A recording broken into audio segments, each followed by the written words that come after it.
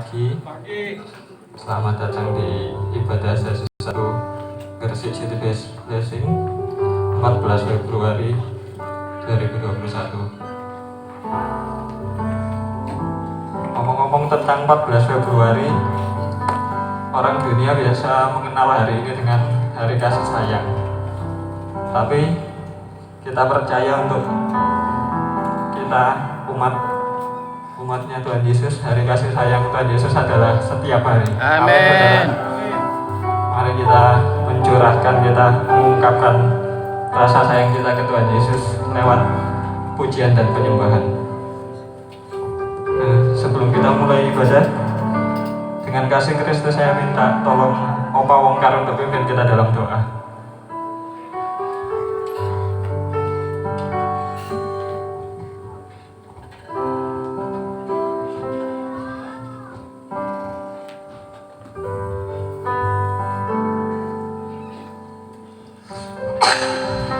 Salam, selamat beribadah. Hari ini hari yang bergembira bagi kita semua. Kita sama-sama bersyukur dan berterima kasih pada Tuhan karena kita masih bisa beribadah dengan dijauhkan segala masalah, penyakit corona dan lain-lain. Inilah kasih Tuhan pada kita. Dan pagi ini, marilah kita fokuskan kepada pikiran hati kita kepada ibadah ini, menyembah Tuhan Yesus Kristus, beribadah kepadanya. Saya berdoa juga bagi pelayanan hari ini, baik usher, singer, OHP, pemusik, song leader, dan lain-lain. Tuhan juga berkati agar semuanya berjalan dengan baik dan berikan kami hikmat bijaksana daripada-Mu. Tuhan Yesus, Engkau sungguh baik. Berkati gembala kami, Bapak Yakob dan Ibu yang melayani kami dengan sungguh-sungguh. Berkati rumah tangganya, usahanya, dan lain-lain ya Tuhan Yesus. Kami hanya berserah, mohon belas kasih sayang-Mu. Kiranya kami sebagai Jemaat City Blessing ini saling mendoakan dan rukun, jauhkan dari hal-hal yang kami tidak inginkan di dalam usaha kerja kami, juga hidup kami. Kami hanya berserah kepada-Mu ya Tuhan Yesus, karena kami tahu Tuhan Yesus adalah gembala kami yang baik dan tidak akan membiarkan kami yang sakit disembuhkan, dan juga apa yang kami renungkan, cita-citakan, kiranya juga Tuhan tolong agar kami boleh berhasil. Ya Tuhan Yesus, berikan kami hikmat bijaksana selalu dalam kehidupan kami. Dan kami juga berdoa saudara-saudara kami yang sementara dalam perjalanan ke sini, Tuhan juga berkati. Tuhan, inilah doa saya, sempurnakan kiranya, masih banyak kekurangan. Haleluya, amin. Terima kasih Bapak Wongkar. Mari kita naikkan syukur kita, rasa terima kasih kita ke Tuhan Yesus.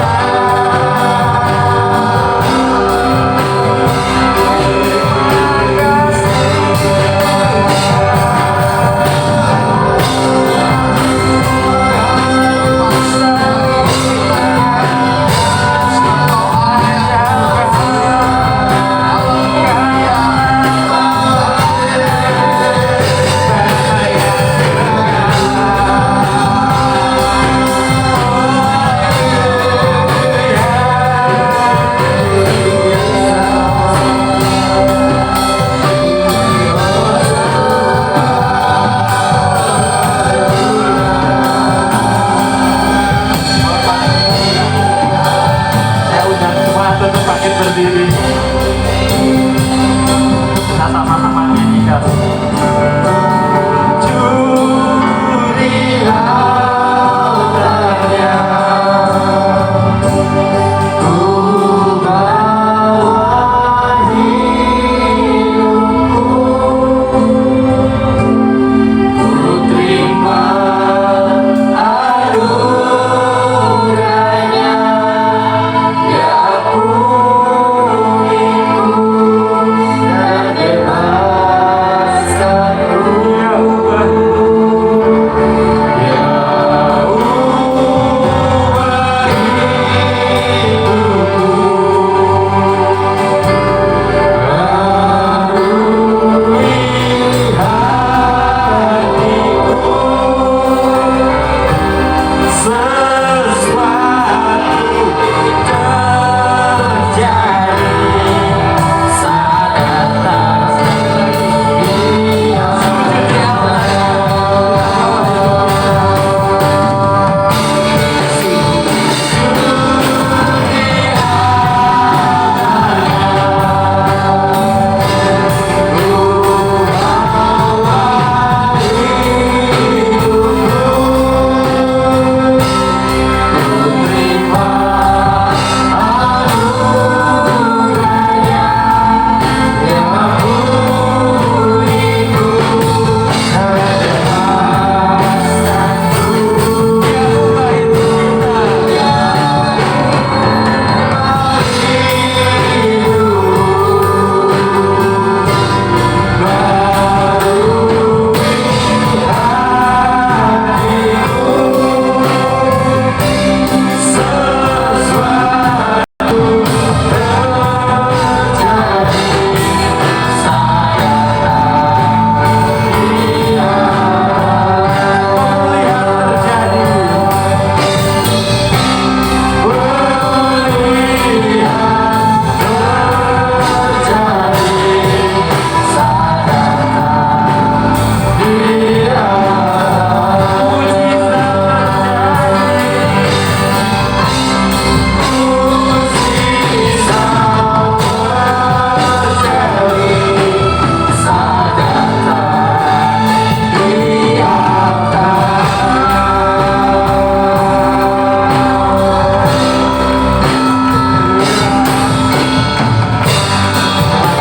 Yesus, Bapa kami, Allah kami yang kami cintai, terima kasih ya Yesus.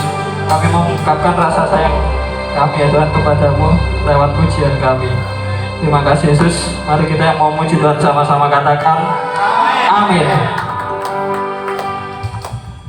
Ada semangat saudaraku? Mari kita katakan ke saudara kanan kiri kita. Pertama kita sebut namanya dulu. Kedua katakan Tuhan Yesus sayang sama saudara. Saya kasih contoh ya, Mbak Nita, Tuhan Yesus sayang sama Mbak Nita. Mari kita. David, Tuhan Yesus sayang sama David.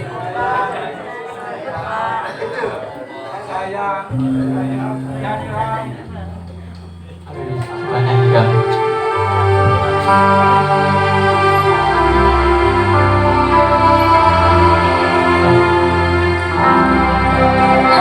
Hidup karena kasih Yesus mengangkat aku, menghibur aku, menguatkanku.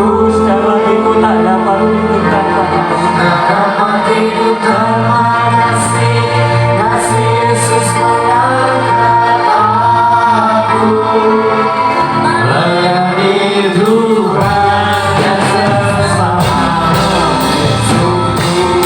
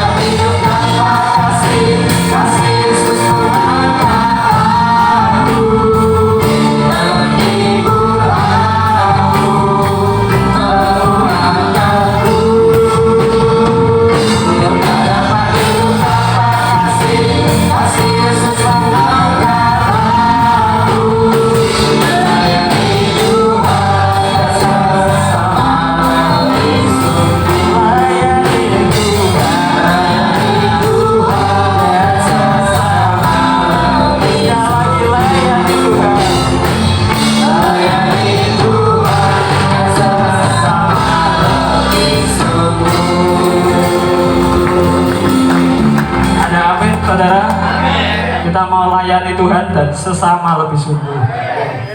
Mari kita sambung dengan lagu Ku Kasih Kau Dengan Kasih Tuhan.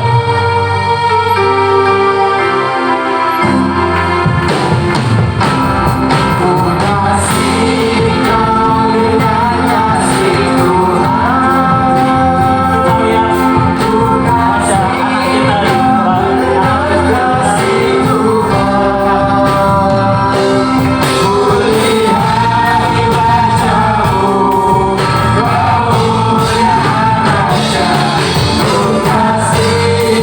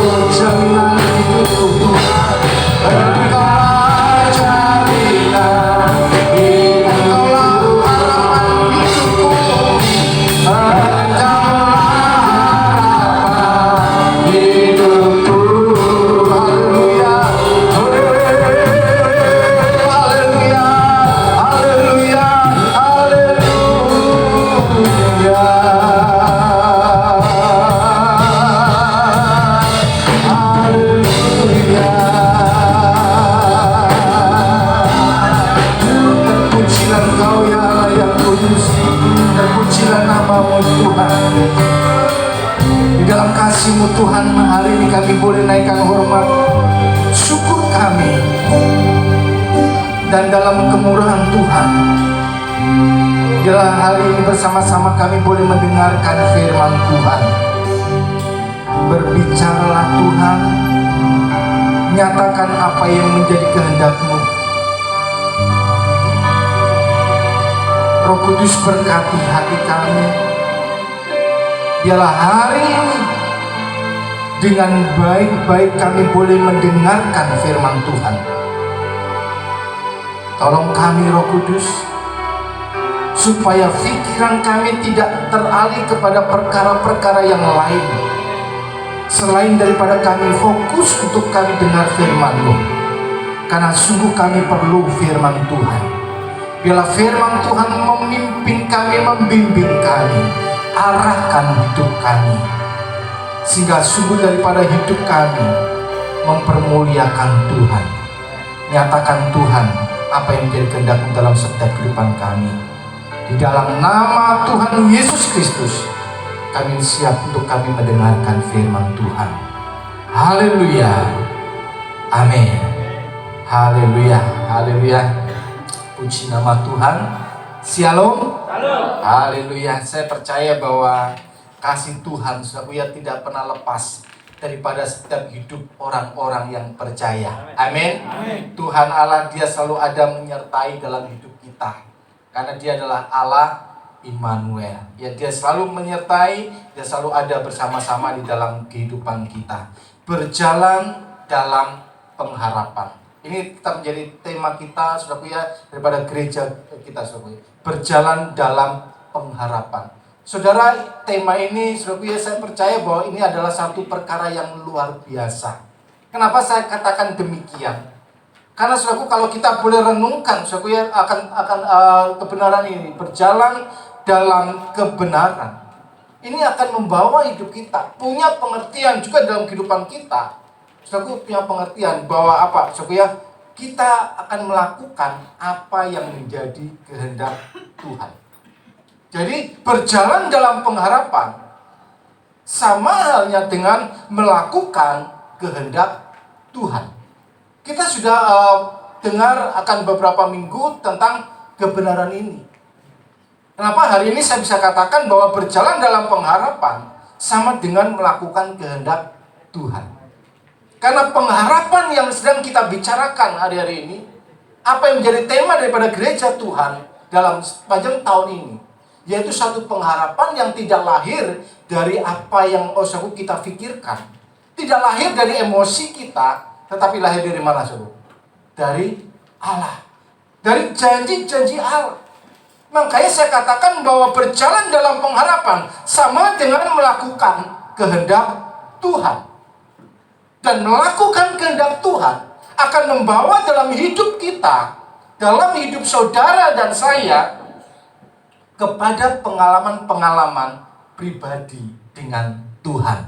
Amin. Ini luar biasa. Kalau kita hari-hari ini dengar baik-baik apa yang firman Tuhan katakan dan mau melakukannya, saudara percayalah bahwa setiap saudara akan mengalami pengalaman-pengalaman pribadi dengan Tuhan.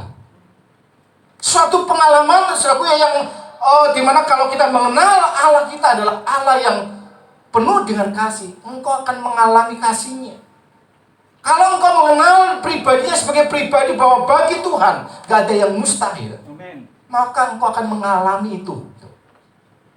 Jadi ini satu hal yang luar biasa.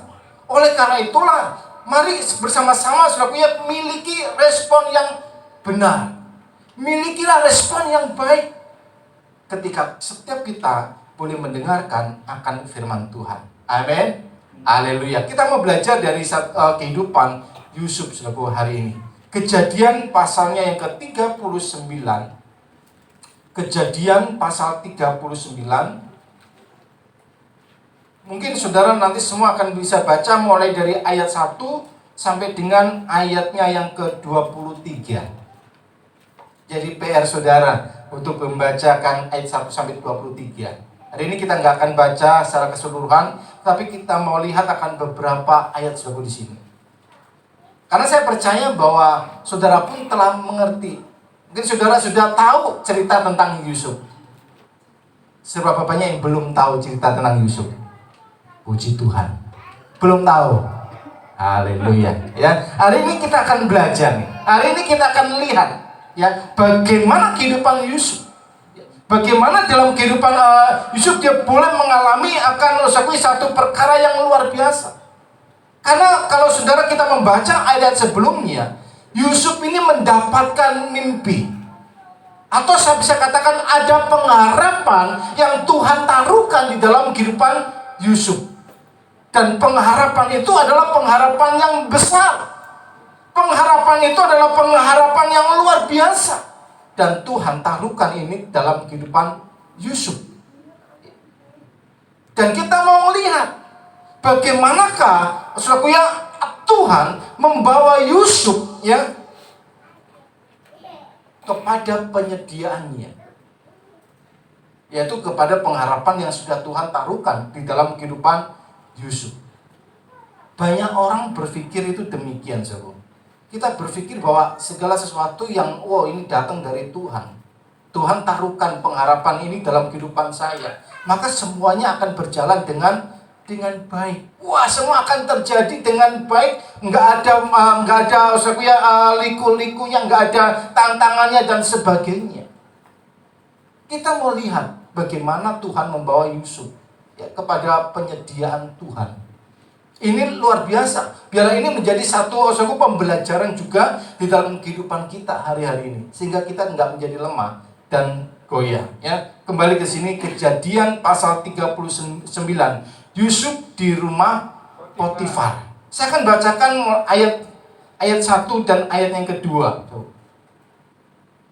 Adapun Yusuf telah dibawa ke Mesir, dan Potifar seorang Mesir, pegawai istana Fir'aun, kepala pengawal raja, membeli dia dari tangan orang Ismail yang telah membawa dia ke situ.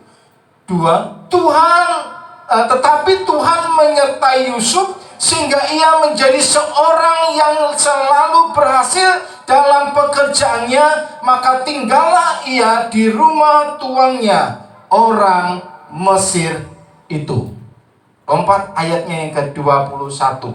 Ayat 21.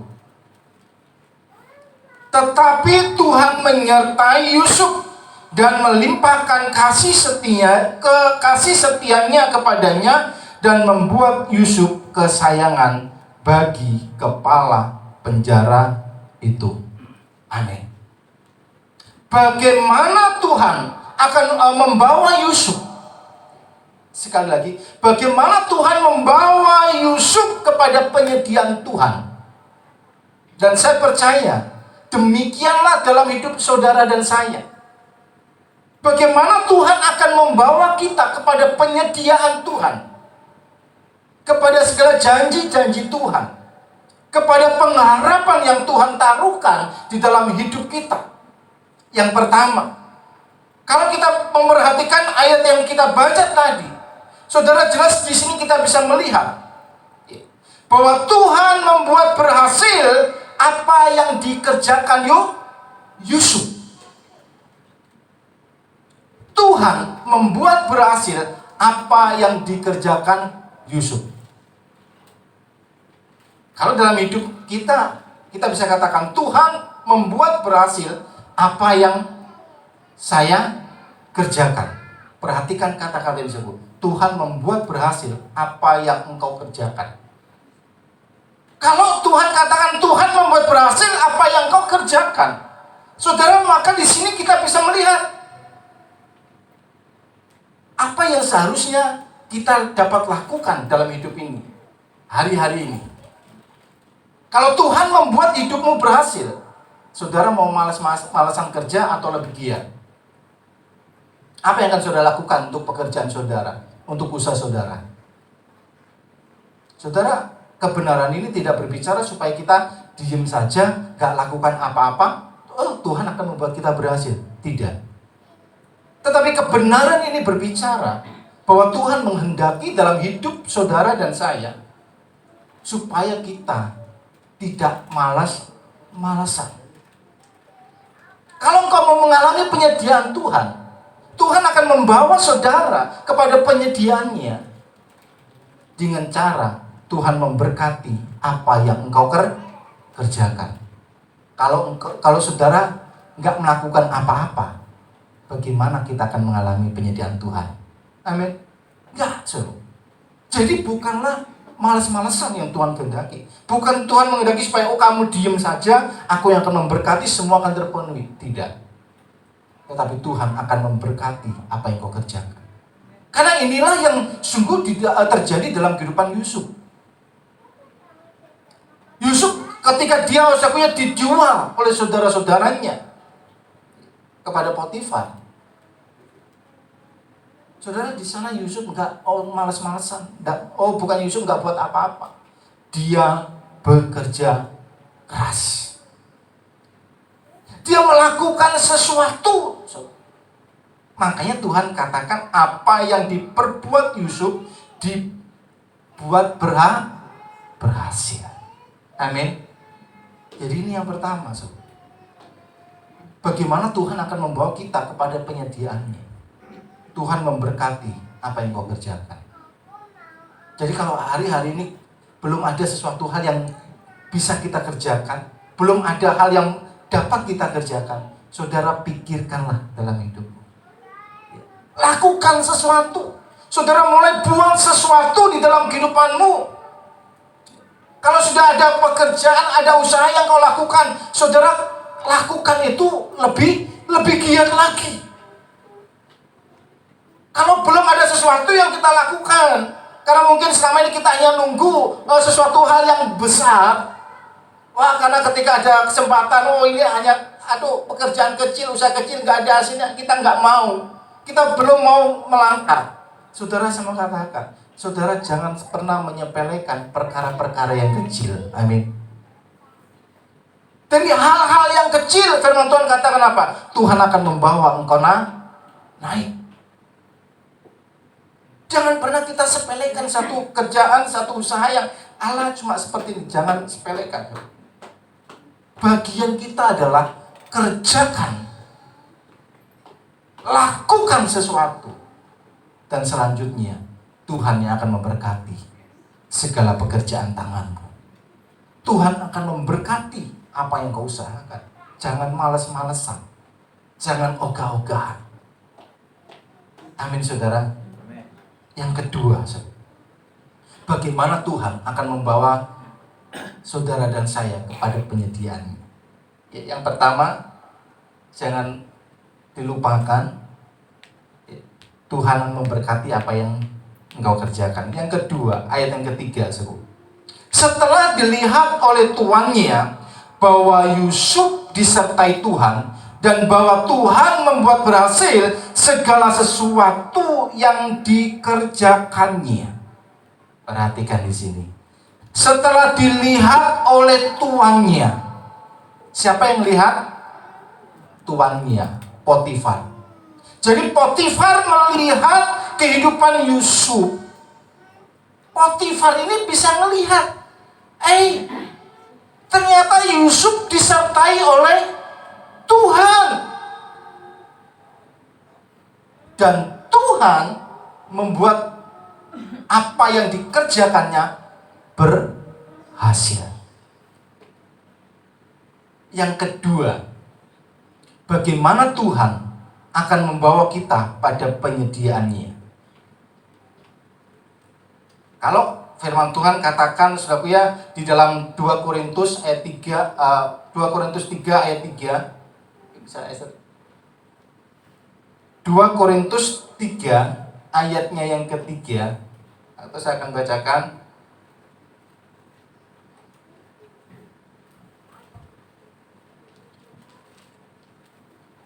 Karena telah ternyata bahwa kamu adalah surat Kristus yang ditulis oleh pelayanan kami, ditulis bukan dengan tinta, tetapi dengan roh dari Allah yang hidup, bukan pada loh-loh batu, melainkan pada loh-loh daging, yaitu di dalam hati manusia. Dikatakan, telah ternyata bahwa kamu adalah surat Kristus Kristus. Jadi yang kedua, saudara, bagaimana Tuhan akan membawa kita pada penyediaannya? Tuhan menyatakan pribadinya dalam hidup umatnya. Tuhan akan menyatakan pribadinya dalam hidup umatnya. Sehingga di dalam kehidupan daripada umatnya, dalam hidup saudara dan saya, kita dapat melakukan, kita dapat bertindak di dalam kehendak Tuhan. Ini satu perkara yang luar biasa, bahwa engkau adalah surat Kristus yang terbuka. Nah, posisikan saudara, tempatkan hidup saudara ada pada kebenaran ini. Kalau kita ini adalah surat Kristus yang terbuka, saudara jangan pernah main-main dengan hidupmu. Amin. Jangan main-main. Kalau engkau akan mau mengalami penyediaan Tuhan, mau mengalami kuasanya, kasihnya, dan kemurahannya, saudara hiduplah sebagai suratan Kristus yang terbuka. Yang saya maksud di sini adalah jadilah teladan dalam hidupmu, jadilah berkat dalam hidupmu, jadilah berkat dalam perkataanmu, di dalam perbuatanmu. Sampai dunia, sampai orang itu bisa melihat seperti Potifar melihat Yusuf. Yusuf disertai Tuhan. Ini luar biasa. Potifar bisa melihat bagaimana Tuhan menyertai Yusuf. Jadi dalam kekristenan saudara, kita nggak bisa hidup main-main. Kita nggak bisa sembarangan dalam menjalani hidup ini. Nggak bisa semau gue. Firman Allah menjadi standar hidup daripada orang percaya. Pak, bukankah ada kasih karunia Tuhan? Bukankah Tuhan telah memberikan kasih karunia-Nya dalam hidup kita? Iya. Kalau kita bicara kasih karunia, saudara, standar daripada kasih karunia, standar hidup kasih karunia adalah firman Tuhan.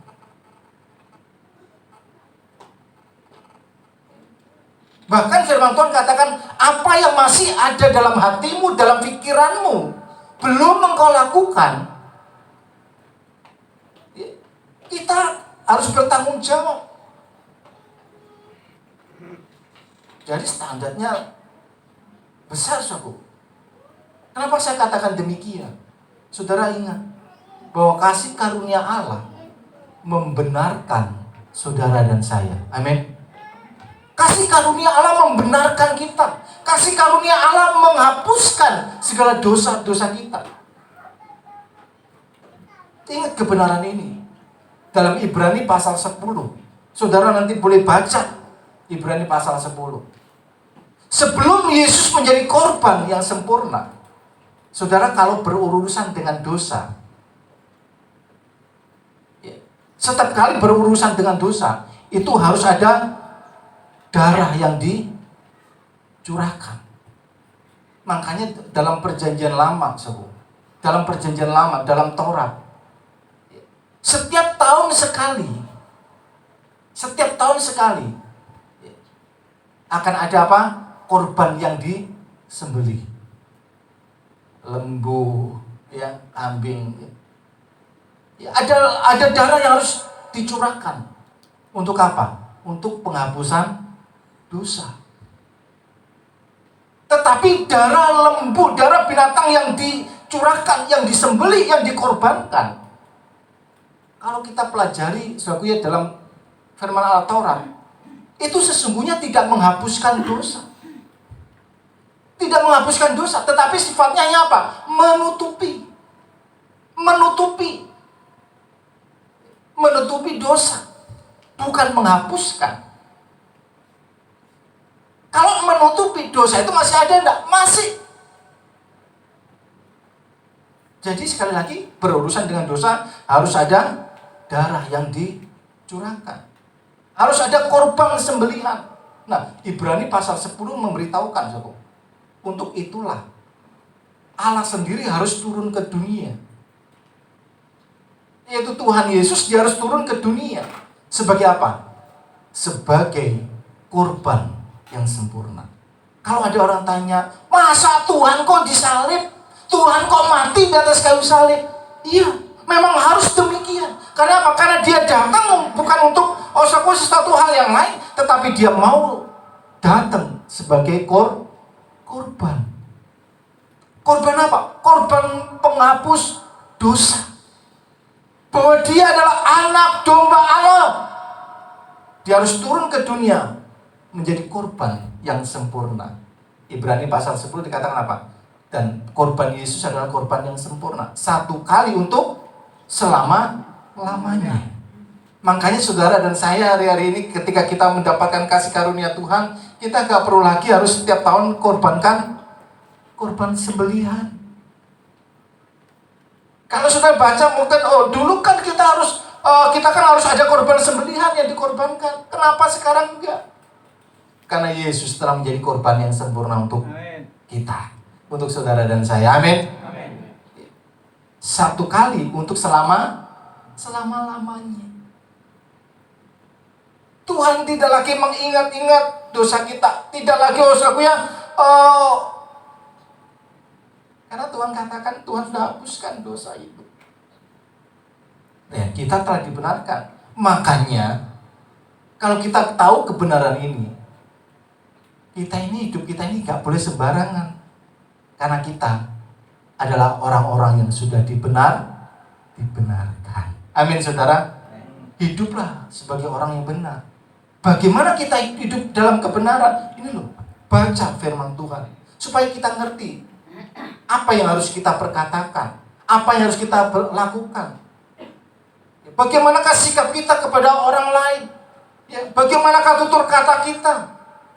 Semua ada di sini. Dengan demikian, kita akan menjadi apa, saudaraku? Suratan Kristus yang terbuka. Jadi Allah mau menyatakan dirinya dalam hidupmu, dalam hidup saudara. Tuhan mau menyatakan dirinya supaya semua orang bisa melihat ada